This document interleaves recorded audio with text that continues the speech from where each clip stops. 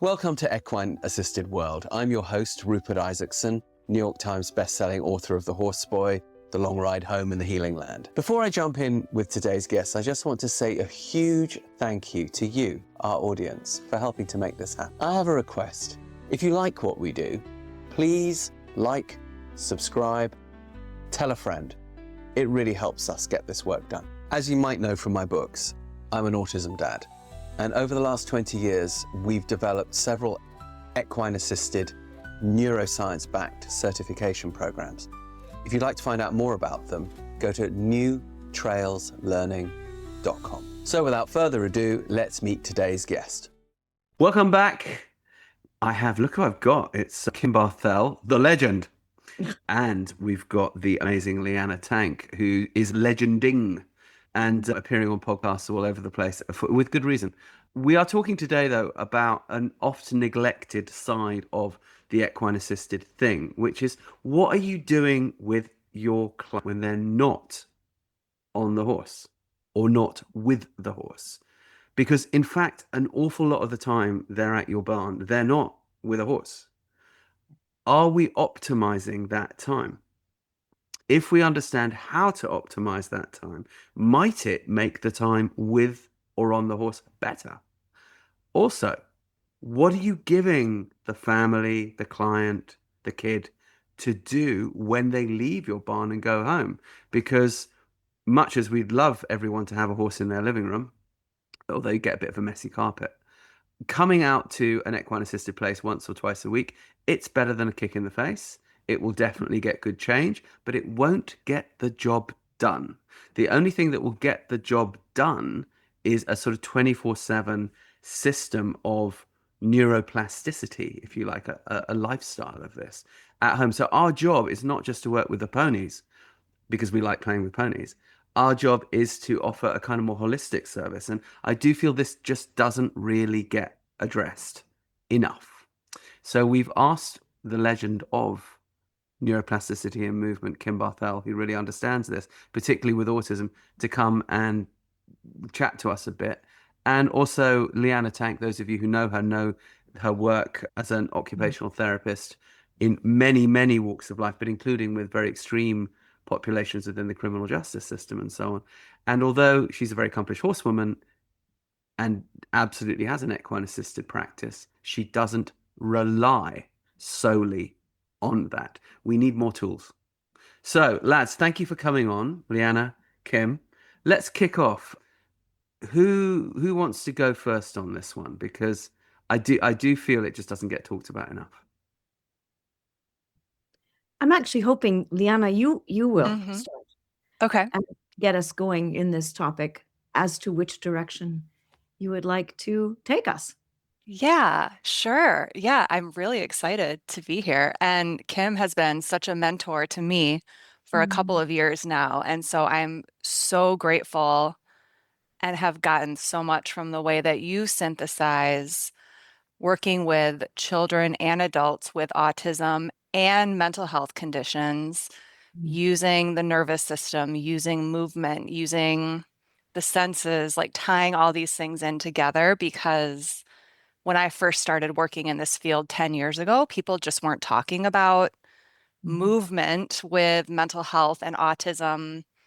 And I was seeing all of these ways that, like the way that people were moving and the ways that mental health was kind of influencing. There was just such an overlap between the people I was working with their mental health conditions and their physical conditions. So you really put all those pieces together for me in a really cohesive way. So that's why I'm really excited to talk to you Tell us about why, because this. we know Kim's too modest to do it. Why is Kim so awesome, and what did she do for you? And why is it that she's traveling all over the world constantly, telling people like us how to do it? Leana, like, fill us in. Give us the bio. I think that, so Kim is an unbelievable OT who's been practicing, I think you started your practice with some of those original, like, big names in occupational therapy, like Ayer's sensory integration and neurodevelopmental therapy and all of those kind of cornerstones of foundational concepts that have really informed so much of where practice has gone. Yeah. She is an expert on like not so working in mental health. I think that people tend to think of this mind-body disconnect, right? Like people are doing a lot of cognitive therapy. There are a lot of managing thoughts, and that is a completely separate thing from physical function and the way that people are moving and the senses and health and physical health. But they're not disconnected. That's completely just a very Western modern idea. There absolutely is all of this overlap. And Kim really brings in the neuroscience, like a deep understanding of neuroscience, of the senses, of also how, like relational neuroscience, so how relationships and development informs people's nervous systems and informs the way they experience the world. So I think bringing all of those things together just gives a much clearer picture and understanding of a lot of what I was seeing in practice, but wasn't quite figuring out how it all fit together. So yeah, so I guess where we would take it, see what I see in practice. And I think what is so beautiful about occupational therapy is that I don't really like that model of like, I'm the therapist and I tell you what to do and tell you how to heal. An I'm God. occupational therapist, Yeah. right. I'll fix you, right? You're broken, I'll fix you. Occupational therapy is really beautiful because we're good at looking at like, what does this person love to do? What are Mm, they motivated to engage in? mm, What is healing about that? Or how can we set it up to be supportive of this person on their healing journey, right? To live as full a life as possible. And so that's the way I've been practicing. And I think that there are ways to kind of supercharge that by understanding the way that bodies move through the world, the way that movement works and interacts with the nervous system and interacts with emotion. And movement is not just your muscles moving, right? Like movement is emotional expression, it's mm. neurological, it's developmental, there's all of these different aspects of movement that I think people don't understand. So when you are working with a child or adult in whatever context, and you can set up what you're doing in a more intelligent way to kind of extra supercharge that activity to make it like more beneficial for them. All right. So I've got a question there. So Kim, you meet somebody like me. I'm working with horses and Mhm. various people in neurocognitive, neuropsychiatric conditions. What is the like basic 1, 2, 3 that any of us in this field really need to know? Well, part of my problem with that question is the first statement, you meet someone like me, because there isn't a lot of you specifically. What do you mean? I'm completely representative of the entire Totally normal Homo human. sapiens sapiens. I think not. And, one of the key variables, of course, in the work of equine support in your movement modality is the horse, which is, we talk about task, environment, and person, that they are variables, the environment, meaning the people in the environment, the sensory processing in the environment, the nature in the environment.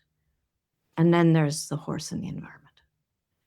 And the relational aspect that the horse itself brings to the regulation experience and the connection experience for the other is often the unappreciated variable. It is so much more than a horse. Indeed. Let's say though that most people who love horses or work with horses do so because they love horses. That's what makes them go that way as opposed to something else. And I think many people understand in the various equine-assisted fields how the horse's movement positively affects the person either on top or next to. However, I think what often isn't known, because it's just not taught, is what is the actual neuroscience of movement? Okay. And what are these kind of keys that if you know them, you could sort of adapt to any environment to the optimal for the cognitive process of whoever's involved? Well, first of all, sensation and motor output are interconnected. And Can you put that in English? yes, what goes into the brain, the Mm-hmm. sensations that come into the brain, and we often think of sensation as sound Mm-hmm. and visual and smell Mm-hmm. and touch. But there are key sensations that are body sensations that contribute to how we move. And they are the vestibular system, which is located inside your middle ear, that tells you whether you're upside down or right side up. And the vestibular system orients your eyes in space so that you can move through space, see in an integrated way. That could be a workshop all by itself. And so you can take me there if you want. But the vestibular system is our most primal sensory foundation for all of our being. It's fully developed in utero. Okay. And That's unless interesting. Fully developed in you. Okay. unless it isn't. Okay. Mm. That was I remember learning about the That's a key right vestibular there, I think. system. Yes, yes, in one of your courses. And you talking about even the connection with how the vestibular system develops and the way people hold their posture. So, like when people are just really collapsed, or there's even some Mhm. signs of like certain postures that people will hold. So, like if their neck is really forward or if their hips are at a certain angle, is a Mhm. sign of that Ooh, can we have being these, not please? Yeah, I well think this is like developed. massively Yeah. useful for people. Yeah. Yeah. And Kim, you can probably speak to it more intelligently, but yeah, I see it Well, in the people I work with all the time. Yeah. sure. I mean, there's a complexity to that umbrella question in that sometimes the vestibular system is hit, I'm going to use that word, in a neurodevelopmental process as the brain is developing in utero for a Okay. wide variety of reasons. I know we're talking about autism as one example. What are a couple of other examples, just quickly? Oh, we could talk about Just attention give us one or deficit two. Yeah. disorder. There's like the XP3-4 gene, that causes this syndrome. We have so many syndromes that are now identified Mm. that Did you say fetal alcohol syndrome? fetal Right. alcohol spectrum disorder. You see how those words have D's at All the of end? these things can negatively affect the The vestibular development of system. the vestibular system in utero. Got it. Almost every developmental difference, I prefer that language, will hit the vestibular system Okay. because of the nature of the timing with which that difference was unfolding in utero. It's almost always parallel to your 13 weeks is when your vestibular system is already fully ready and raring to go to wire up into your body. That's very, very early in the stream of gestation, as we say. Mm. And so a lot of times epigenetic variables, meaning environment Okay. and genes, have a interaction that can change the switches Mm. and redirect things to places that they were not intended to go in the Okay. developing. We do understand in the equine-assisted world that the vestibular system is positively affected, particularly when being on a horse, for numerous reasons. Balance, BDNF, brain-derived neurotrophic factor, which is neuroplasticity. Hopefully more and more people are understanding this. However, I think that when the people that are in the equine-assisted world, if they've gone through one of the main trainings, have usually some understanding about how the horse's movement positively affects the vestibular system of the person, and can begin to, if you like, if it's over a simplification, repair damage that's been done, or ameliorate, let's say, something which isn't optimal. However, I think what isn't understood is, now what do you do when the kid gets down from the horse? Now what do you do when the child goes home? Now what do you do when your adult client who's there for an equine-assisted psychotherapy thing, or a tackine thing where they're working next to a horse? Now the horse is not under that person. Right. What do we need to do now? Well, herein lies the challenge with that question, is that the vestibular system does, if we're talking specifically about the vestibular system in this Let's stay on moment, that for a bit. Yeah. there's so many things that it does. Okay. So you have to be very intentional about what it is that you're hoping to achieve for that particular person in front of you. So I'll just give one example. A significant aspect of our wholeness comes from the integration of our inner core musculature. And the inner core musculature is your diaphragm, your pelvic floor, a muscle that wraps around your trunk called transverse abdominis, and multifidus, which lies along your spine. And this is your center. And it's also what we understand in movement science as the anticipatory postural system.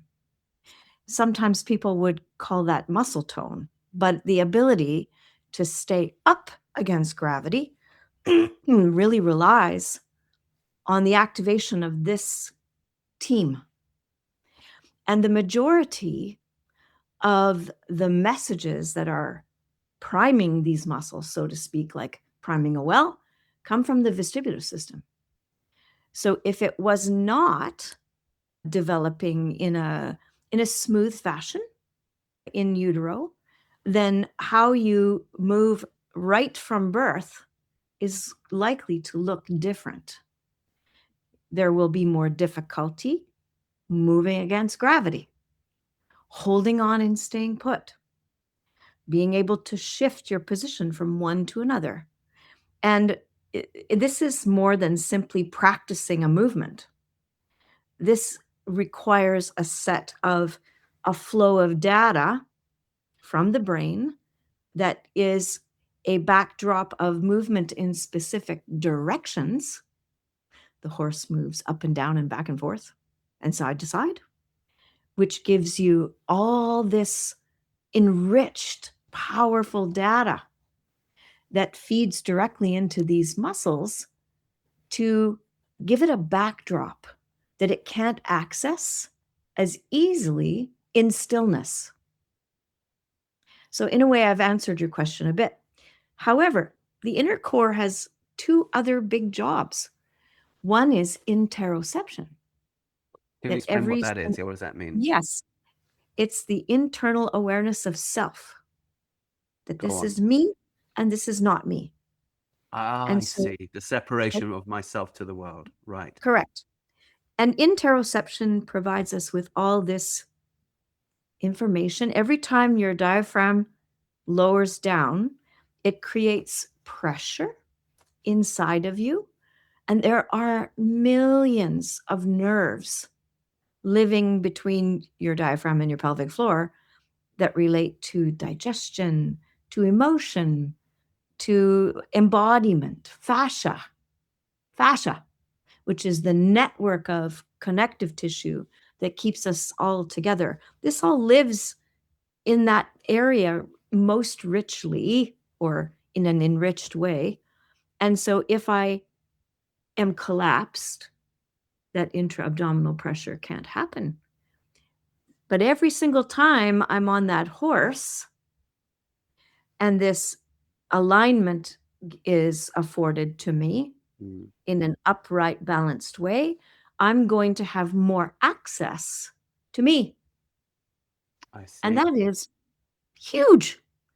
In addition to moving, it's like a altered state of reality for some, of separation.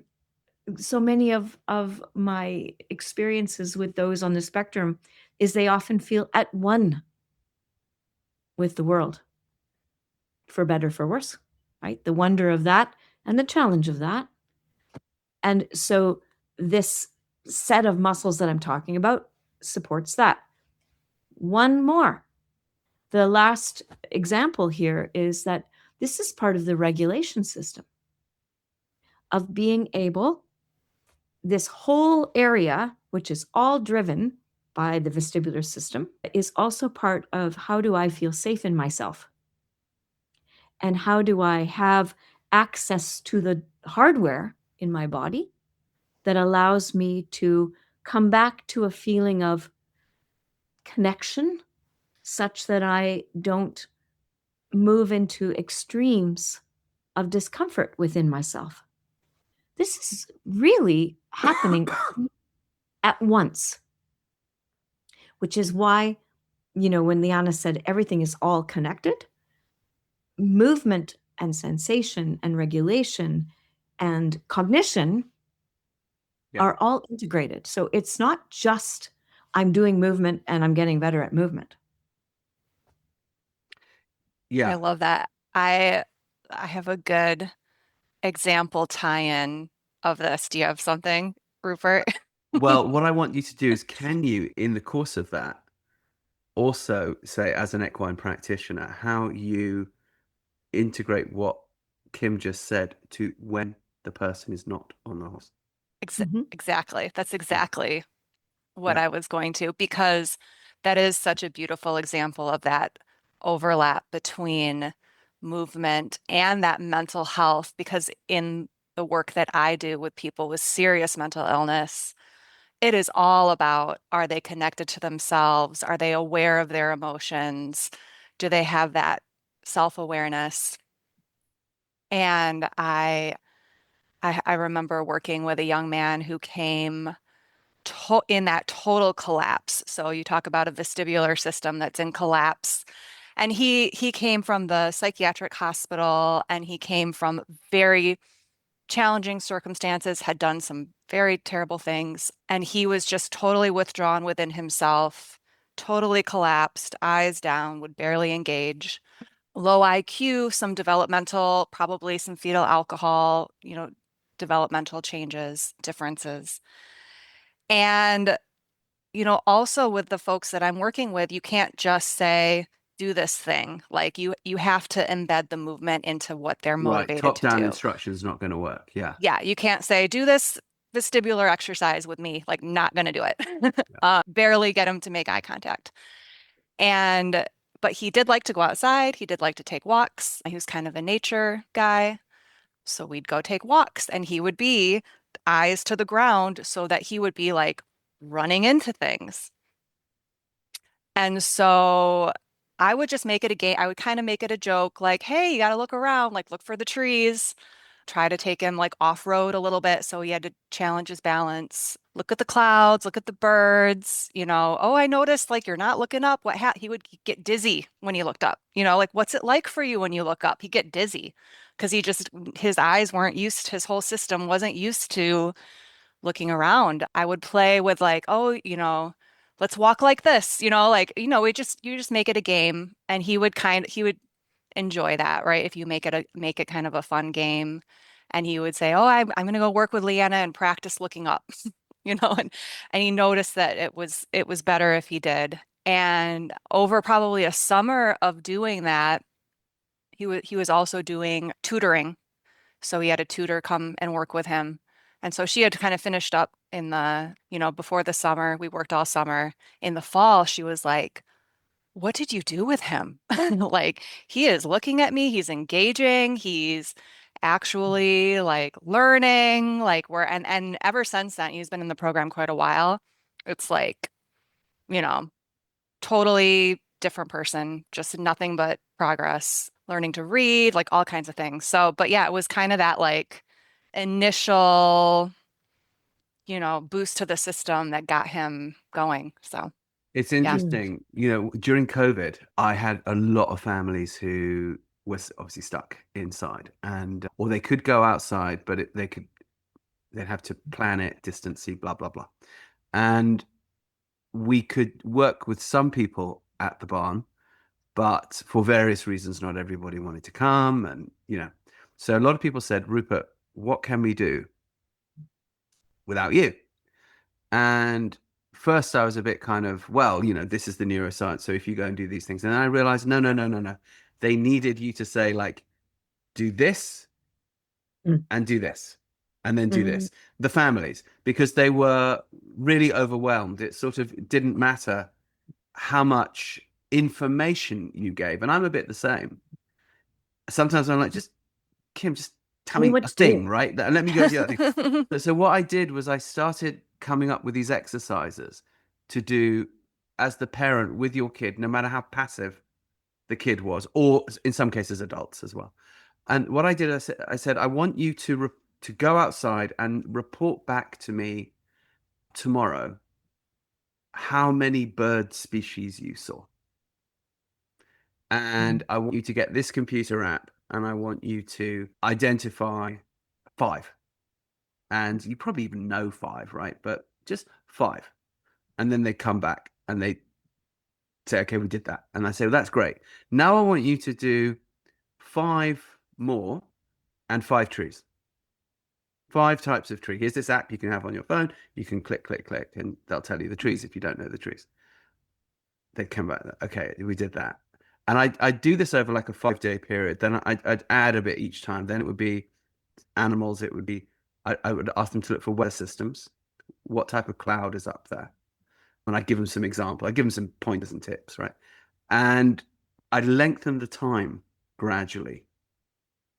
And because this is, of course, what I did with my own kid, when he wasn't on the horse years ago, when he was nonverbal, and I watched him just sort of come more and more out of himself. And then eventually it gets to, okay, now I want to know the medicinal uses of these trees and plants that you're reporting back to me. Now I want to know the nutritional, and da da da da da. Now I want you to go pick a wild salad of 3 of them. And what happened was people ended up basically hunting and gathering. And Interesting. as soon as one ends up in one's hunting and gathering mode, because that's the authentic human mode, it was really interesting to watch. This wasn't just during COVID, it's been all through my life, but it's been really interesting to watch how rapid the change can be. And that sort of speaks to what you were talking about there, Leana, where, this chap comes to you in complete collapse, trying this, they're trying that, they're filling him full of drugs. You go out and you off-road him a little bit in the woods, and an internal process kicks in. And then that's very interesting what you were saying, Kim, about the interoception. Is that right? Perception. Yep. Interesting. Because, and then you said, this was very interesting to me, they feel often at one with the world for better or for worse. And yes, so for example, if you talk to my son, who's now 25 and very articulate about his early autism experience, he would say there was a time when I could not tell where I began and ended. And that was in some ways ecstatic. Yes. And in other ways terrifying and very Yes. confusing, because of course I was in a place where that didn't quite fly. And he calls it coming out of the fog. I gradually came out of the fog. Mm. However, I wonder if your interoception in the vestibular system also helps people to regulate when and how they separate from the world and when and how they merge. So, for example, in hunting, I'm talking about hunting with a spear and a bow, Yep. you have to merge with the animal that you're hunting. You have to learn how to become it. You have to learn to read all of the signs and tracks without really even thinking about it while moving at speed. You have to, with plants, you make a wrong decision, you've killed your whole family. Most edible plants have a poisonous doppelganger. Animals are hunting you while you're out there doing it. you're keeping the kids safe. You need to merge with the plant and merge back out and make sure everyone's safe, and then merge with the plant again. And then you watch a shaman, a really good shaman, and they will, of course, go into trance and merge with the person with these. But the really good ones, the really senior ones, there's actually a little scene in the Horseboy movie where we're just about to leave. We're saying goodbye to the reindeer shaman ghost, and he's just smoking a cigarette, chatting to us, and he's not in a ceremony or anything. He's just running his fingers up and down Rowan's spine like this, which is something shamans all over the world often do, sort of pulling Yes. stuff out. And you can see Yep. him going into trance and then back to us. And yeah, and then he'd go over the mountain, around the hill, and then he'd go down there, but watch out for the thing. And then he goes, yeah, and then you'll find that you have to cross the river down there because, you know, it's a little bit shallower, and, you know, unless it's rained, and then again. And you realize that this inward and outward interoception, and whatever the opposite of interoception is, exteroception, I don't know. Exteroception. Well, yes, but not in the context that you're describing. Okay, but this is the really necessary skill Mhm. to not just survive but thrive. Hmm. If Kim has things to say. okay, yeah, let's give us some thoughts on this. Well, two things. First of all, one of the people that I would love to invite you to meet is a wondrous human named Gabriel Cram, Naturiza Gabriel Cram, who, that's his shaman name. And he wrote a beautiful book called The Neurobiology of Connection. And a significant degree of his writing is about hunter-gatherer ways of being and doing as a part of grounding and regulation. And I'm just thinking about him and what he would say. But I'm going to leave him as a dangle for you to have a conversation with him separate from this conversation. Let's write it down, and so that the lads listening can write this down as well. Once again, it's Teresa Naturiza Gabriel Cram, Kram. And his wondrous book is called The Neurobiology of Connection. The Neurobiology of Connection. All right. Yes. And one of my teachers in my history, which is actually how I have known you in another realm, because I was interested in horseboy and shamanic practice, because one of my mentors is Dr. Stanislav Grof. Okay. Who developed a holotropic breathwork after studying shamanic studies diversely across our planet. Okay. And so he was my teacher for a good 6 years or so, as I learned to facilitate holotropic breathwork sessions myself. And he often, because in the 60s and 70s, Dr. Grof was treating very untreatable diagnoses with psychotropic medications and LSD at the time. I'm just going to write his name down again so that people. Graf. That's Grof. What's his name again? Stanislav. Stanislav. Graf. Graf. Grof. Grof. Gros. Okay. Holotropic breathwork. Holotropic breath. What does holotropic mean when it's at home? Holistic. Again, integrating breath, rhythm, movement, and sound. Okay. And That's tropic? basically. Tropic is his way of describing it as a holistic process that's integrated. Okay.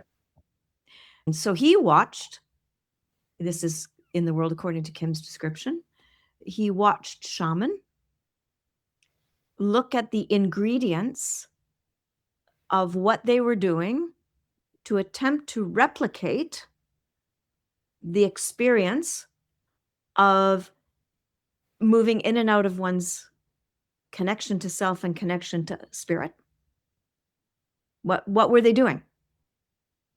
And studied the DMT molecule, which is part of dimethyltryptamine. Correct. and looking at some consistent ingredients across shamanic practices globally. And he found that it had to do with how they breathed, which is vestibular connected, how they moved, which is vestibular connected, how they used music and sounds, which is connected to the vestibular system, and rhythmicity.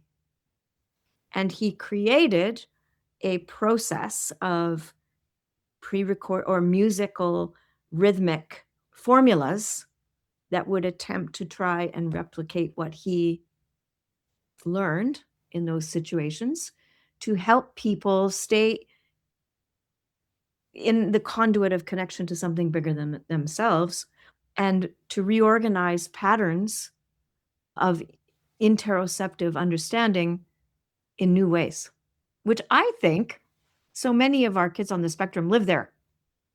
And the rest of us are trying to get there. Yeah. I think about too the connecting the vestibular with the shamanism. How many of those Mm. shamans spin, right? Or the Yeah. Sufi traditions Yep. with the Mhm. intense spinning as a way to kind of connect to the greater universe or right an altered state. And how Mhm. many of autistic kids spin. Yep. Yeah. Well, I'm And do indeed play with breath. A lot of exactly. people, yeah, they play with But breath, they play with light. yes, They play, yeah. Sound. And they holotropic. use, and the stimming, the movement, the stims are so complex. I've often, as an experiment, tried to reproduce stims that I've seen. I'm just like, I wonder if I can do that. Mhm. It's rather than stop the kid doing it, which is like the behavioral model. So Yeah, I wonder if like that, and I just no way. It's like a jazz drummer. Like it's too intricate. It's too nuanced. for sure. So they must be, when they're doing this, stimming and so forth, doing their vestibular systems a lot of good, right? Yes, I mean, this comes back to what do I do when I'm not on the horse? Ah, So I just, first of all, I just remembered what holotropic means specifically, moving towards wholeness. okay, Mm-hmm. And so when you okay, think about what you've just described, instead of seeing it as an aberrant behavior, yeah, I've always seen it as moving towards wholeness. It's like there's nothing here to be fixed. There's nothing broken. indeed.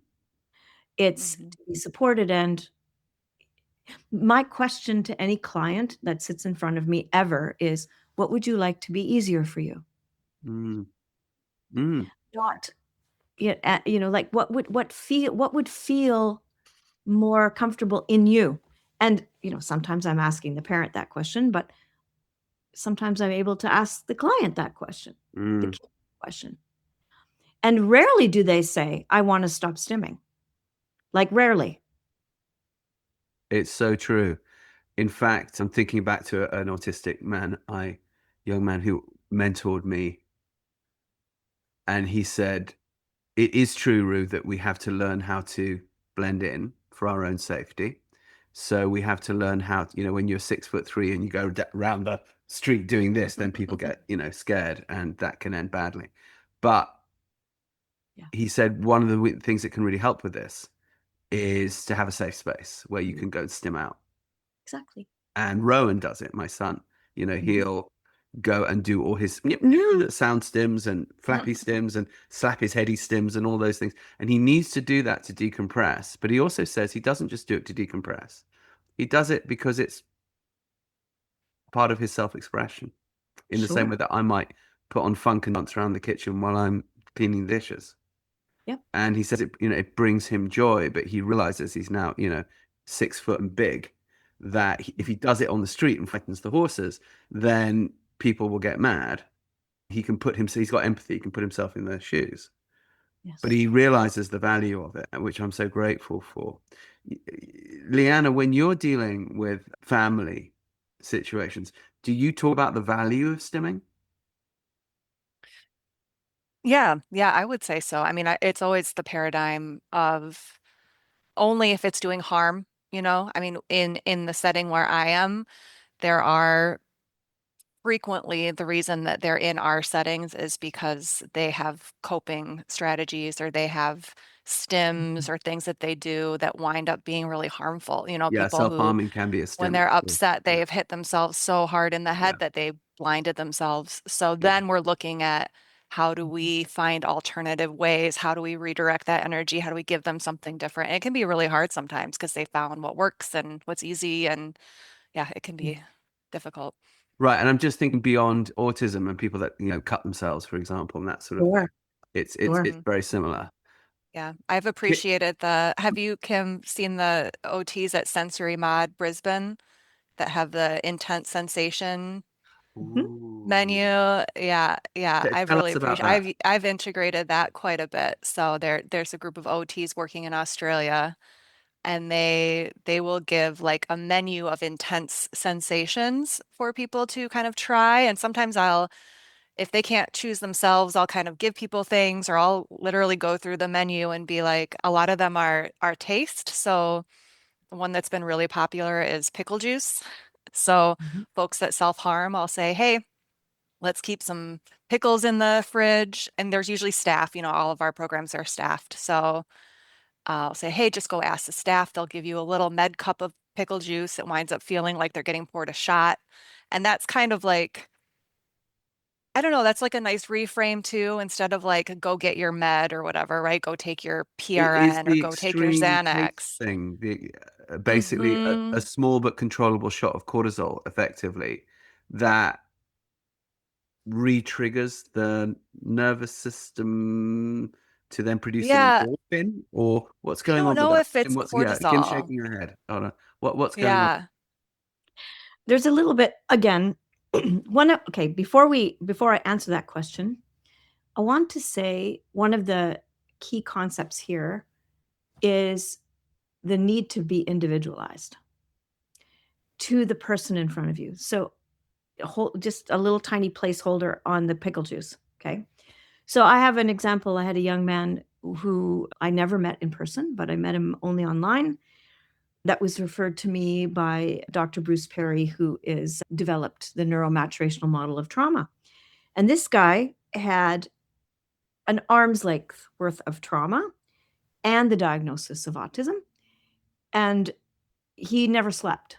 He didn't sleep for, he was 13 years old, more than 20 minutes a night for 13 years. Bloody hell. How do you So survive? that meant his mom never slept Yeah. more than 20 minutes a night for 13 years. So he came on to the Can you screen. actually survive on that? He was surviving. Good Lord. He came onto the screen and I watched him do this, rock his body side to side. And so I rocked my body side to side and he leaned right into the camera and he said to me, "When you do that, I don't have to." And so this began my detective work with him.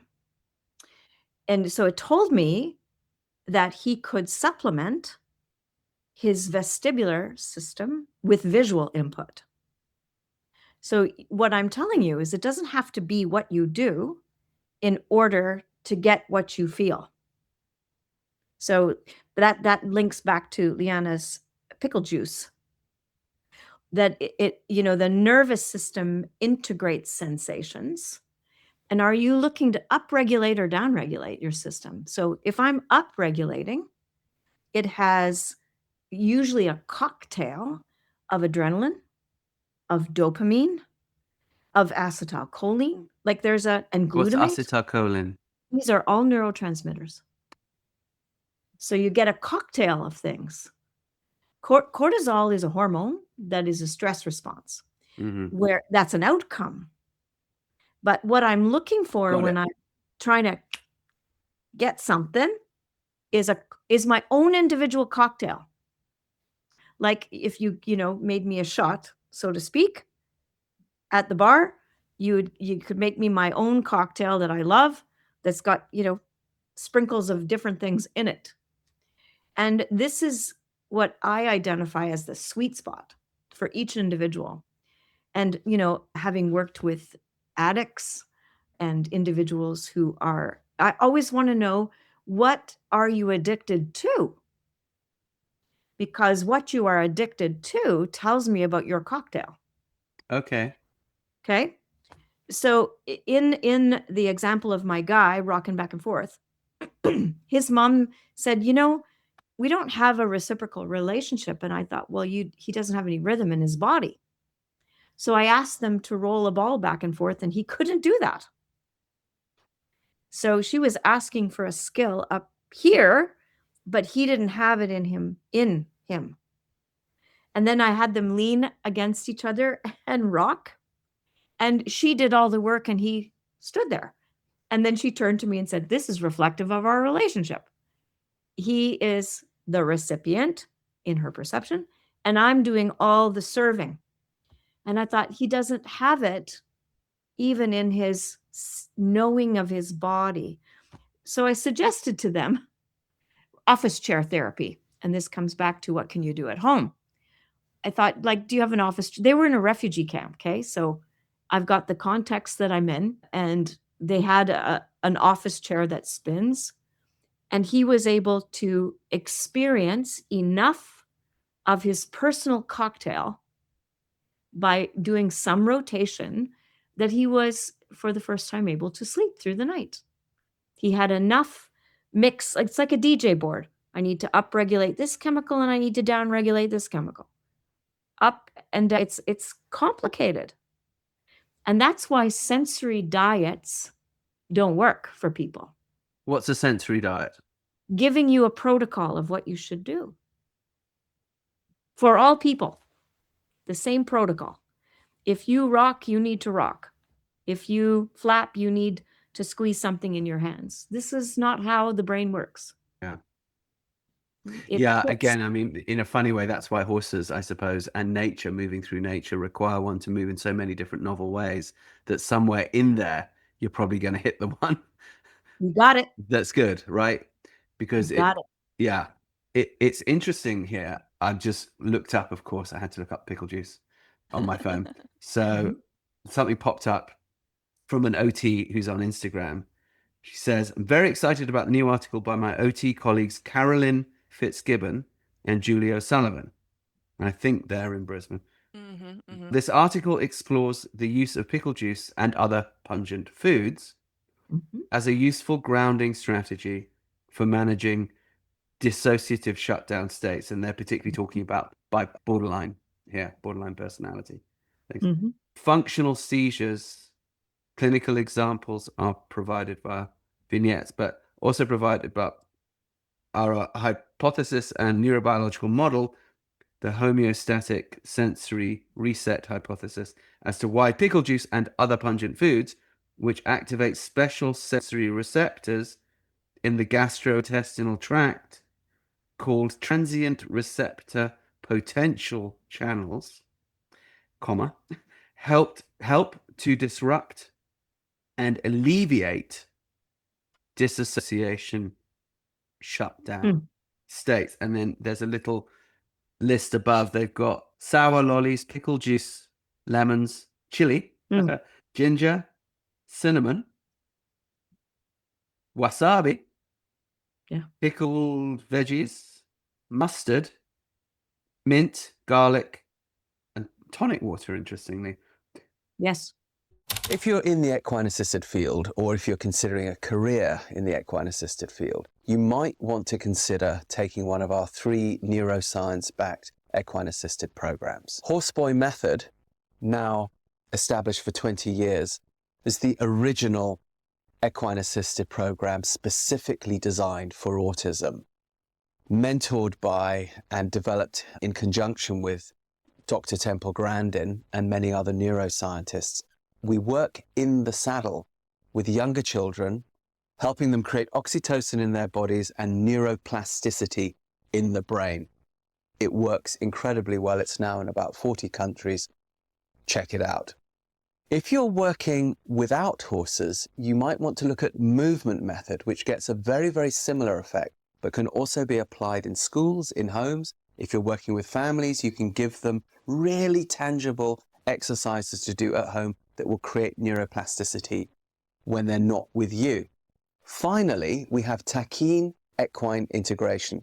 If you know anything about our programs, you know that we need a really high standard of horsemanship in order to create the oxytocin in the body of the person that we're working with, child or adult. So this means we need to train a horse in collection, but this also has a really beneficial effect on the horse's well-being. And it also ends your time conflict where you're wondering, oh my gosh, how am I going to condition my horses and maintain them and give them what they need, as well as serving my clients? Taquine equine integration, aimed at a more adult client base, absolutely gives you this. Now, this is interesting because some of these things are clearly fermented. There's also vinegar in there. Yes. And they're Yes. talking about gastrointestinal tract. Yep. And we're talking about core Mhm. The gastrointestinal interoception. around that gastrointestinal tract. Mhm. So presumably they're all related, but Yes. not everybody goes off and does the sort of work we do.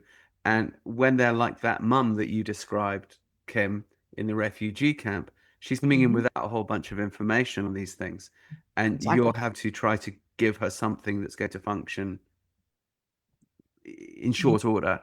What's your go-to for getting getting people to have an understanding of how gut, core, vestibular system all fit together in a way that they could go, oh yeah, got that. I'll go home and do that, rather than I need to take 5 years to do a PhD. Are you laughing, Leana, at that question? There's a lot to that question. There is, I mean, but You don't have a that's, simple for answer. example, what I have to do. Like, the reason that is our job, right? Is to synthesize this kind of complex stuff and make it pretty immediately graspable, at least in overly simplified terms, and then allowing for the fact that there are nuances beyond what we're saying. But the other thing, the other aspect that I like about that framework of offering the different senses, like the pickle juice, the whatever, it also changes the relational dynamic for the people that are supporting the person, I guess in my context too, because it's not about stop that behavior, there's you're something bad. intrinsically light-hearted about It's it, isn't there? yeah, it's like more supportive. It's like, hey, like, a bit more joyful. let's try this. Is this going to help you out? Here's a shot of pickle juice. You know, like it just It's changes humorous. it. Yeah. And sometimes that alone is what the person needs, is just that different relational dynamic or that feeling that they're being supported. But I'm still not letting you off the hook. I am coming in and I don't That's Kim's understand question. vestibular system, gut and core and interoception. And you need to get me to understand this so that when I go home, I can implement it. You've got 2 minutes. Go. Okay, so first of all, there's a lot more to understand about pickle juice, for example. It actually does 3 things. It changes your electrolytes Ooh. because pickle juice is very high in sodium and sometimes potassium. And this changes the messages to the part of the brain that is responsible. It's called the hypothalamus. You don't need to remember that. That's responsible for regulation of the stress response. So if I am needing, that's one pathway that pickle juice can affect. It can immediately interrupt the stress response in the nature of the quality of what it is you're consuming. Second of all, it's an acidic jolt. In acetic acid, this creates a subjective feeling of alertness. And so anything that is really powerfully acidic in nature, it stimulates a reflex of hyperactivation of all the little nerves inside the gut. Okay. And what that does is send a message back up to the brain through the vagus nerve that says, here you are. In an eighth of a millisecond. Like it's an eighth of a millisecond. Got it. And then that here you are would stimulate back down to the body activation of muscle because they're interconnected. Okay. And then also pickle juice would affect, this is the other thing that came to my brain, that is, so dissociation, the idea that pickle juice affects dissociation is actually very simple. It's not really fully accurate. Okay. Go on. It really is much more individualized. So for a person that is dissociated and sensitive, this could be very bad, this combination. So that's why the individual, very bad, because you're bringing them back into a state of reality without, it might not be gentle enough for them to tolerate. I've had so many clients who land back in their body from places of terror and horror that it's actually quite overwhelming and harmful, perhaps. Mm. So blood sugar also changes glucose metabolism, which changes cortisol, so you see, none of these things are black and white.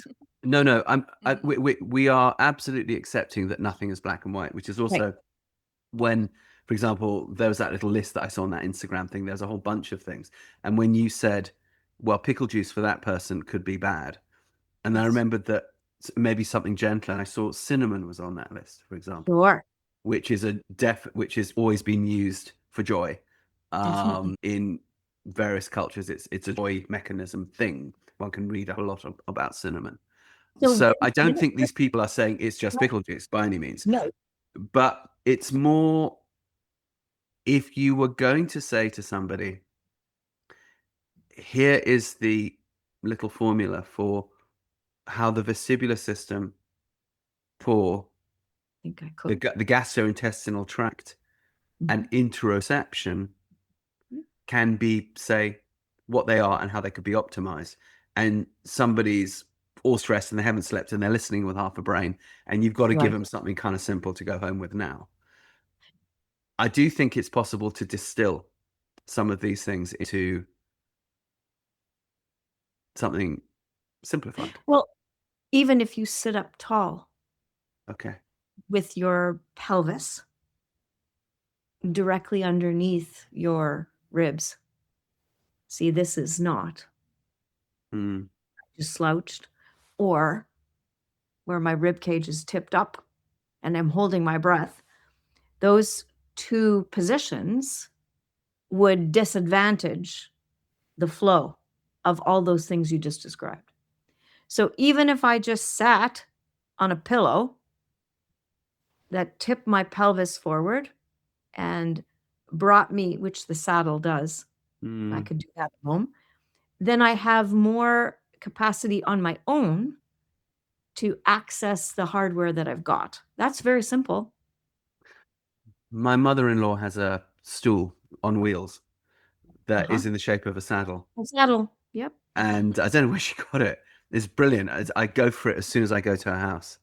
And I want to just sit in that thing because it feels like a saddle, and move myself around. And it puts me in exactly that position. It's very interesting too, what you just said about the slouch to overly tilted up rib cage. Extended, I was yes. just thinking back to my days as, compulsory cadet at school. Uh-huh. And you would go from stand easy, which was slouch, to Yeah. at ease, which was semi slouch, to attention, to tilt up the ribcage like that. So it was like three really It's that flexion, functional things for the interoception that you were talking, Well, which made me easy to control by a sergeant. exactly. And yeah, you're training sympathetic nervous system because you need to be ready for battle. right. So That was the point. Yeah. hyperextension is a readiness to access the stress response for survival. Kill or So be they killed. were knowingly or unknowingly getting you ready to be a good soldier. Yeah. It's knowing. It's interesting, the work that we do with the Bundeswehr, the German army in Germany. We don't just work with veterans, we work with people on active duty. And the psychologist who's really a wonderful guy, Colonel Alex Vahn, who's half German, half American. So he's got this really cool understanding of both frames of mind. He himself, he's an ex-Marine, and he says the difficulty is we are deliberately putting these people in their sympathetic nervous systems for years and years. Yes. And then we've got to try and reintegrate them into society. But it's a deliberate process, because if they aren't in that thing, they sort of can't go out and do that job. Yeah. And then they come home, and if they do that job, they're criminals. So it's tough, because it is knowing. It's Yes. a knowing piece of damage to do in order Mm. to get that job done. Leana, when you're dealing with people who are going to work with your clients when you're not there, I presume it's very stressful for them. I presume that a lot of the people that work in those care homes are underpaid, overworked, often perhaps as trauma and abuse in their own histories or present, not having a great time, perhaps view it as a bit of an us and them thing. Perhaps they're right, because they get hit, they get shit on, they get all the things that happen in those situations. So they don't like necessarily the people that they're doing. You come in with all your tools. When you're going to then walk out of the door, what are the tools that you give? And what tools, crucially, do you see are most often taken up? And which ones are rejected? Yeah. So I do quite a bit of work with the direct care staff, because there's just one of me in all of these different programs, and I can only do so much. And honestly, the greatest impact I can have is to give staff those tools. So giving them a basic understanding of how the nervous system works, all those things, kind of that basic fight, flight, freeze, trying to give them some understanding of how the brain functions, just basic, so they have some empathy or understand some of the behaviors that they're seeing in people. Or perhaps some of the stress they're feeling themselves. Yeah. Exactly.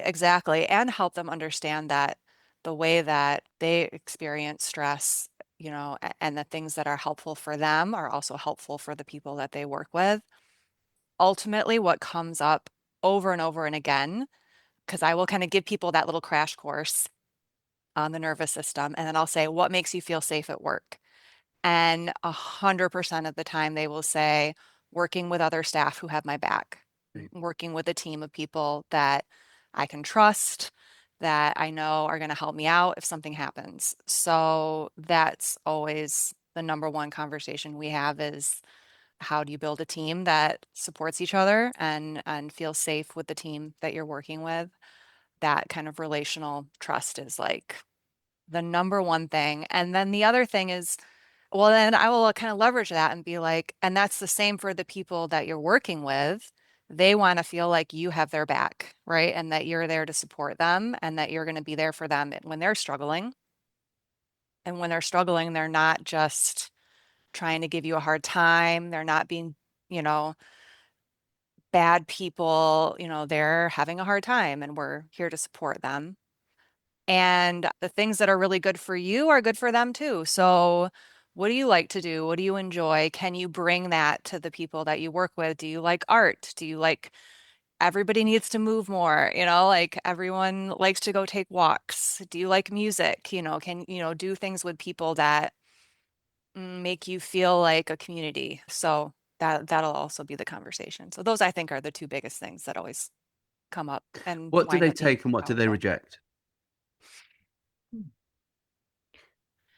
Yeah, I don't know, it's a process. It's so hard because the system is also just really, really broken. It's just they're working 90, Is there 100 hours something a that week. always kind of works, given those constraints? Is there something that they always say, no, sorry, can't do that? They all really connect with the idea of having a good team, Okay. and working with teammates that are supportive. And I've seen really good teams go through very intense situations and come out the other side like feeling great, like we got this, feeling good about themselves, feeling strong. And then I've seen weak teams go through things that aren't even that big of a deal, and they are like a mess in a shambles. So it seems to be really about the team. I was teaching at a penitentiary on Friday of last week. And the conversation, the name of the workshop was called Becoming a Behavioral Detective. And no one rejected any ideas. So it was one layer after another of awareness and curiosity. I mean, that's what I think. That's what we're doing, is creating curiosity. Yeah, a lot of the people that work in those programs have autistic kids, have they have their own trauma. They're a lot of times they're really connecting to the material and just Yeah. interested in learning.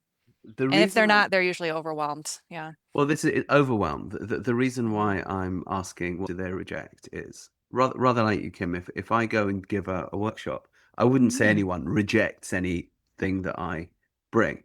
But when I'm No. working, say, one-to-one with a family who say, "Okay, Rupert, we need help right now. Tell us what to do," and then I'll usually say, "Okay, it's going to require some lifestyle changes.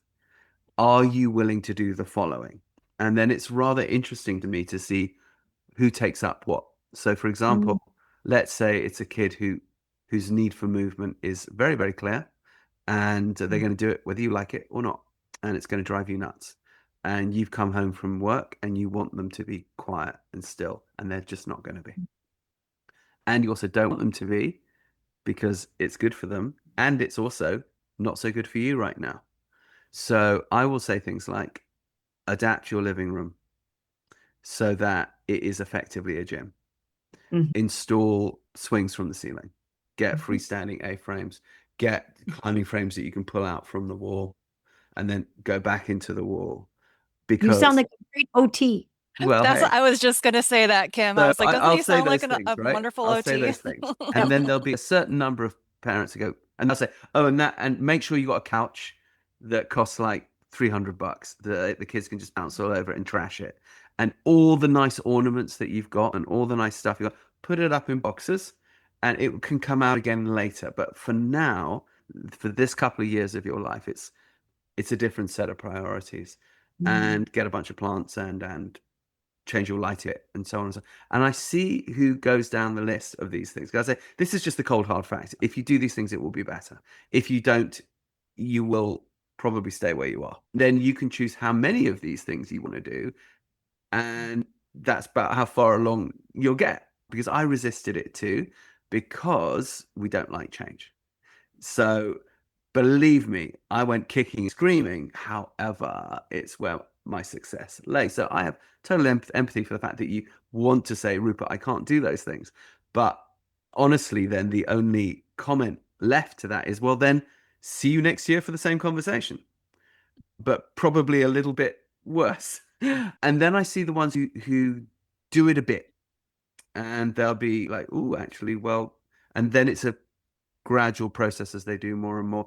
There's some who like dive right in and go, I see the logic, I'm doing it. And there's some who never do. And it's really interesting. There was one family who were in a desperate strait, two autistic kids, and mum got in a car accident and became effectively not great form of neurodivergent herself. Dad had a problem with all of this naturally. So we galvanized, luckily they were grandparents, we galvanized the grandparents. And what we did is I got a grant and I actually fielded two full-time staff for them to live in, free of charge. I went and got a philanthropist to pay for it because one of these kids started to eat his shit. The other one started to pull his own teeth out. It was really bad. And we gave them the whole formula of what to do, including all the stuff in nature and movement and trampolines in the backyard and trampolines in the house. And I had my two people in there and they implemented it. And it just went 180 degrees whoop, like that to like total functionality. And then the grant ran out. And I said, it's coming now, lads, that we have to do the transition. You've seen the change. Well, of course, they didn't keep it going. And we even helped them to find, like we even helped them to find people who could replace the two people that I had fielded. and volunteers who were interested, students who are interested, and then a rotating team of those people so that they wouldn't get burned out. Like, you have to think it through, but you also have to make it attractive for those people to stay. And anyway, they didn't, and it fell apart. And then I got a call during COVID from one of the grandmas saying it's all gone back again to how it was. And I said, well, have you implemented? And they said, well, no. And I said, well, there's the formula again. Can I help you do it? I said, well, no, it's too much for us, really. And I said, well, then why are you asking me? She said, and it sort of petered out. So now that's a very extreme example, and it was very sad, but it was also very clear for me what worked and what didn't. Most of the people that I give these sorts of bits of advice to, as you say, Leana, they're overwhelmed and they're very tired, as was I. But I just realized I could choose between being exhausted that way and going down the toilet, and being exhausted that way and possibly climbing out of the toilet. So we're all in this same boat where we have to give tools, and we have to sort of bring it down to things that are implementable fairly quickly, like let them bounce on the sofa or take them outside into the woods, right? Kim, with the knowledge that you've got, people must be coming to you all the time with this kind of stuff. What are you saying? Well, as I listen to you, two thoughts come. One, part of especially in my being, a very strong aspect of my being is my psychotherapeutic self. Occupational therapists, that's another part of them, is to be emotionally connected to the person that they're with. To use what we know about, we're talking about mental health, the people that are in front of us. And you are a parent. I'm a parent too, but I'm a parent in a different way than you're a parent. You're a parent who has a life of lived experience to share, which carries and also a tremendous amount of passion and knowledge and success and seasoned wisdom, that people come to you with a different mindset than they might come to me or Leana. I mean, they come to us for inspiration, but you have you carry a different signature. And so when I have a client in front of me, I see every human as whole and resourceful within themselves, as a place of, we're all doing the best we can with what we have. And what's one thing that I can do? Now, the story you just told gave me a tremendous amount of overwhelmingly inspirational love and wonder at the level of generosity and desire to make this world such a magnificent place. And it's so true that we can sometimes create the affordance of everything and it doesn't land. Right? That spiritual knowing that each person has their own path. And that I walk that one all the time with what I know and what I know. I know in my brain and with what I know with my heart about the people that I'm with. And so again, we're talking about, for me, inherent in my own work is who is the individual in front of me, rather than the bigger picture of changing the world, because I've been there too. In that, working with systems, working in war zones, working, with things that beat you down. Yeah. and finding ways to be in alignment with what is and hopeful for more as my inner state of being. Otherwise, I couldn't travel around the world and see people in the magnitude of suffering that we do and get up in the morning. Yeah, and still want to do it. And still want to do it. Yeah. Yes. If you're a horse nerd, and if you're on this podcast, I'm guessing you are, then you've probably also always wondered a little bit about the old master's system of dressage training. If you go and check out our Helios Harmony program, we outline there step by step exactly how to train your horse from the ground to become the dressage horse of your dreams in a way that absolutely serves the physical, mental, and emotional well-being of the horse and the rider. Intrigued? Like to know more? Go to our website, heliosharmony.com. Check out the free introduction course. Take it from there. So I feel that when you talk about what you shared, I think, or when Leana is talking to a team, I don't think it's about what I say or the tool that I give. Really. I could, talk about acetic acid, blah, blah, blah, whatever.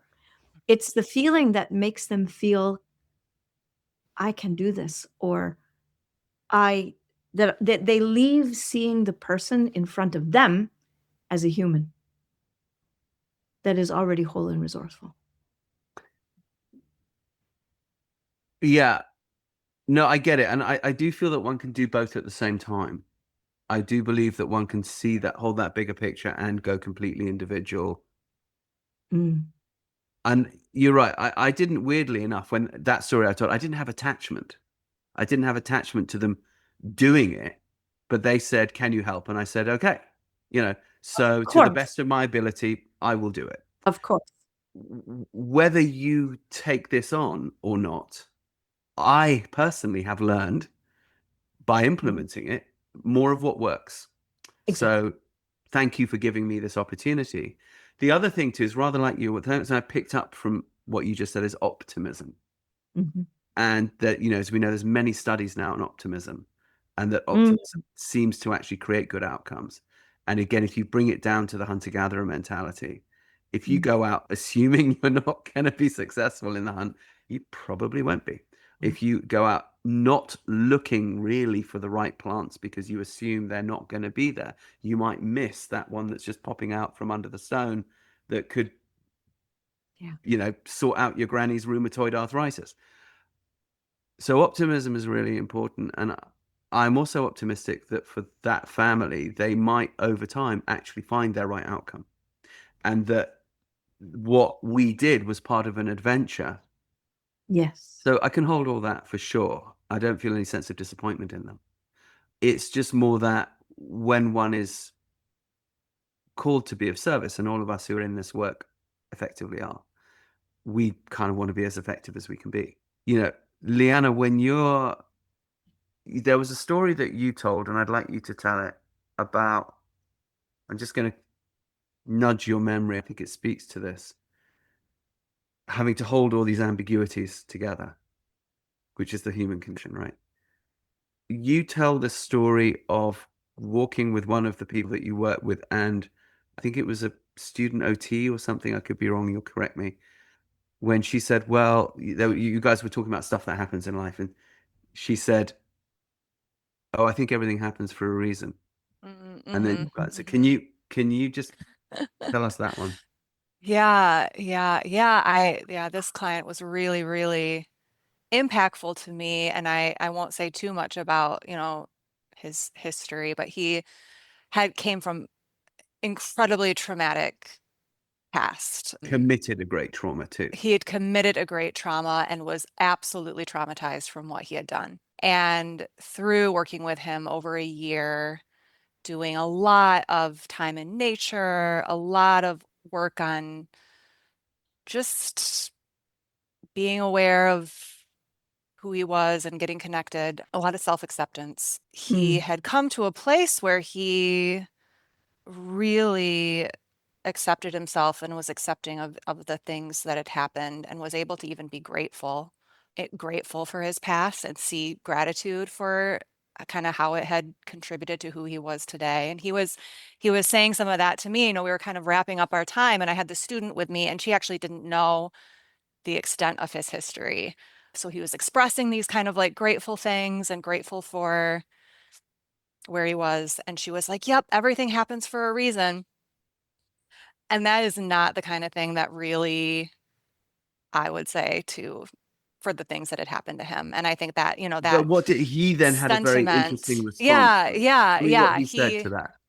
I'm trying to remember now what he had said. You know, I think it wasn't about, you know, these things had happened for a reason, but he was grateful for the things that had happened to him and who it had made him today. And that you can, and I think it's that like stoic concept of amor fati, that is love your fate, right? It's like you just have to kind of come to a place where you, even the good and the bad, they all have built who you are. And if you can get to a place where you're grateful for who you are, then it's all, you know, kind of okay. And so yeah, and he had expressed that in a really gentle, kind way. And I think that's like healing from trauma, right? It's where it's not like it went away, it's not like it never happened. It's not, you know, it's more like it's integrated into who you are as a person. And then you can kind of draw from that as a strength and draw from that to actually share, you know, and share healing with other people. So yeah, kind of get alchemized like that.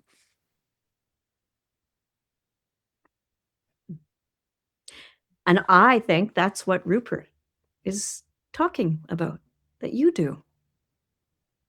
It's interesting that as you were talking about that, Leanna, I was thinking that conversation happened while walking, right? That conversation happened not sitting in a room facing each other, sitting in chairs. And what was interesting was that the chap that you were working with, who I know what he did, and you know it's toe curling. It's interesting that he could have that sort of discernment to say, well, actually, I dispute that everything happens for a reason. Things may actually not. However, once they've happened, what do you do with that material? Exactly. It's very interesting when people often ask me about, well, what causes autism? And that is a dangerous road to go down for a number of reasons. But people can't help it naturally. But there's all kinds of politics and stuff associated with that question. And so what I'll generally say is, honestly, it doesn't matter, because right now where we are dealing with a child that doesn't speak, or we are dealing with this situation. So the question is, what are we going to do? What are we going to do now? And you had that conversation while moving. And while you were relating the story, I was thinking, oh, yes, you move on, you take, life goes on, going, moving. We take this thing that happened and we integrate the wisdom from it, the experience from it, the resources really that it can bring, traumatic as they've been. And then we move on to somewhere else with that. That could be baggage that weighs us down. It might be for a while. But as we carry it longer, it's going to make us fitter, stronger. And then maybe we find that there's actually something in that heavy pack that turns out quite useful later. There's my optimism again. But it does all seem to be about moving. I got excited there for a second because there is a function of cognition, of executive function, called working memory, which is the past, the present, and the future as a workbench, where I take what has happened and I bring it into consciousness forward into the present. And then I project into the future. Could this be different? And this part of the brain that is responsible for working memory is loaded with vestibular input. And in fact, they've studied sway in respect to memory. So, for example, commonly what we see is if you're in the past, you shift back. And if you're in the future, disconnected from the present, you shift into anterior space. What does This that mean? is ahead of Like yourself. lean forward. Yeah. Yeah. Okay. To coming in front of yourself. And so memory, working memory is the official title of this. The cognition is connected to sensation. So what you've described is what I describe as making what we call coherence or meaning out of our experiences through movement. That if I am, Yeah. stuck in the past, I need to move my physically experienced movement going forward in order to go forward, because they are connected cellularly. Yeah. It's interesting. I keep saying that. Don't I? It's interesting. It's interesting. Guys, I've got to come up with another trope. It's noticeable. It's remarkable that going back to the hunter-gatherer model, which is a good one because the blueprint is the authentic way to be a human. Healing that I can think of that I've ever seen is always done through dance. So, for example, a psychoactive plant might be involved, but if you're at the Kalahari in Southern Africa, they don't grow down there, so that it wouldn't be. You have to rely on rhythm and breath and such to get into the state of trance. And the dancers and the rhythms that I've observed, interestingly, are often circular. So you talked about spinning earlier, but the Bushman would go round a fire and then take diversions from there to do healings and then go back to round the fire. And when working with shamans in Mongolia with drums, it's a circular movement, and often the swaying backwards and forwards with the circular movement of the hands on the drum, 1 2 3 1 2 3 rhythm, usually like a horse galloping, because they're horse tribes as well. And it's like the Celtic Boran, which is effectively the same thing.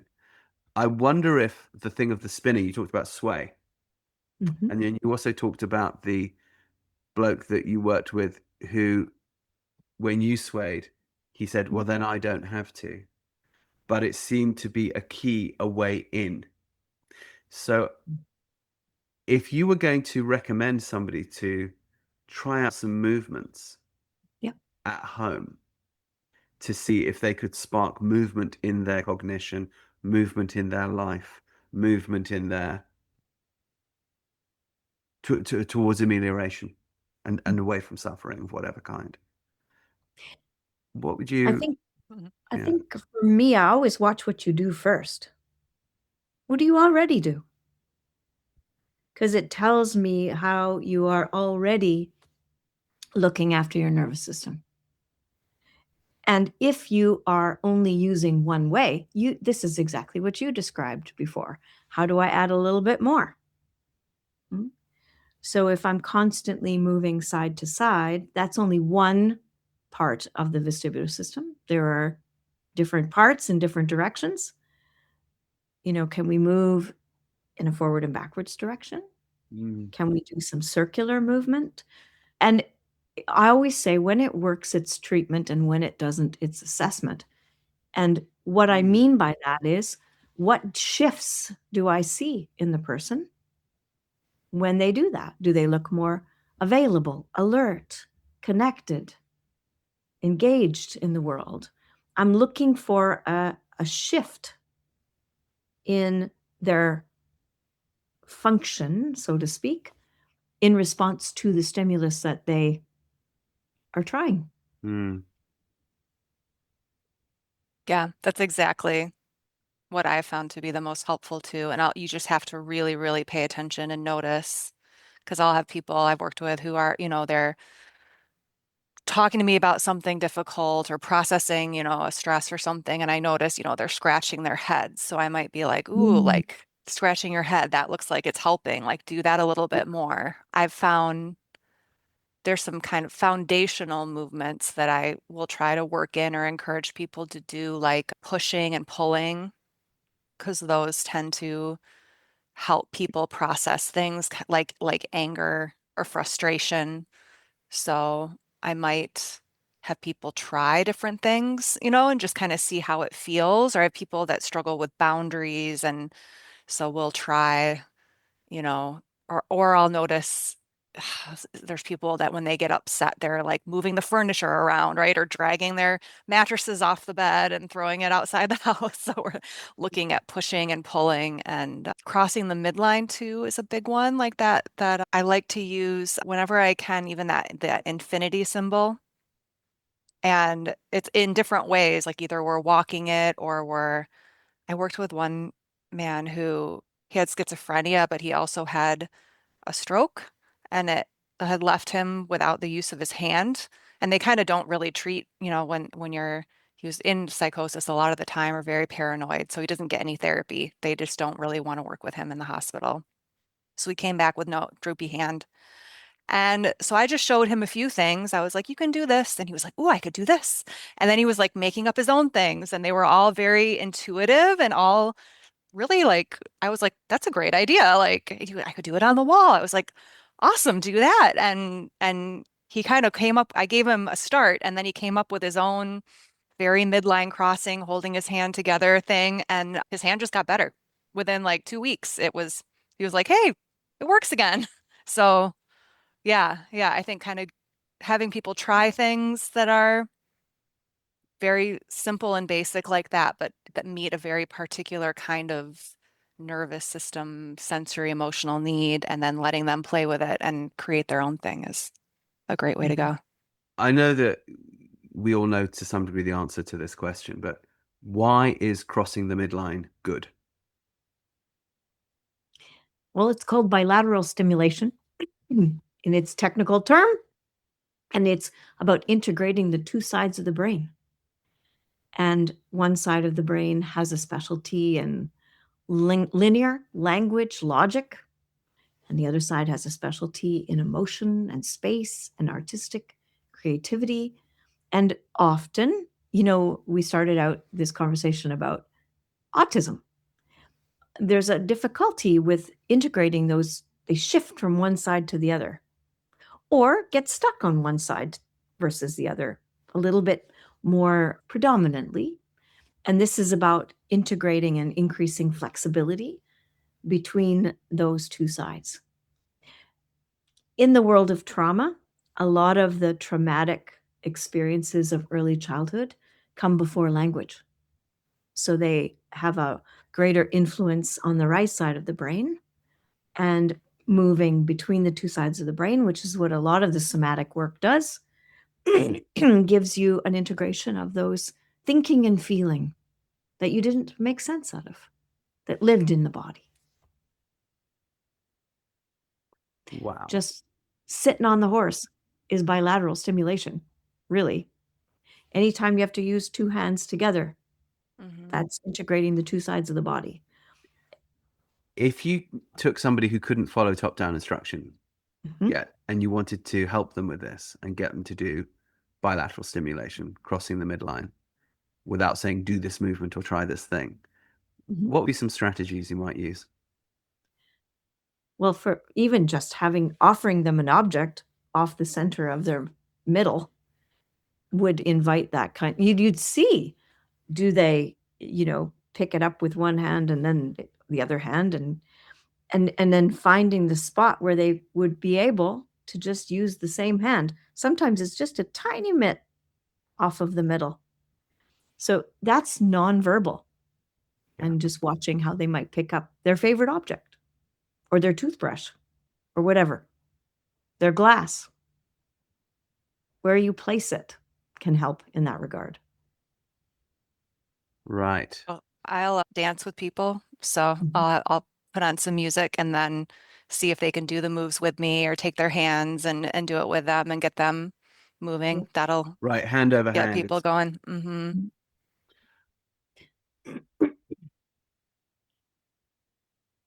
It's so much easier to do this, obviously, when people are small. Okay. When people get enormous Mm-hmm. and stinky and smelly and hairy, they may not be so easy to work with in this way. And you may not want to be in such proximity, sometimes for reasons of your own personal safety, sometimes for others. Yet, we all know that the most healing connection always involves touch.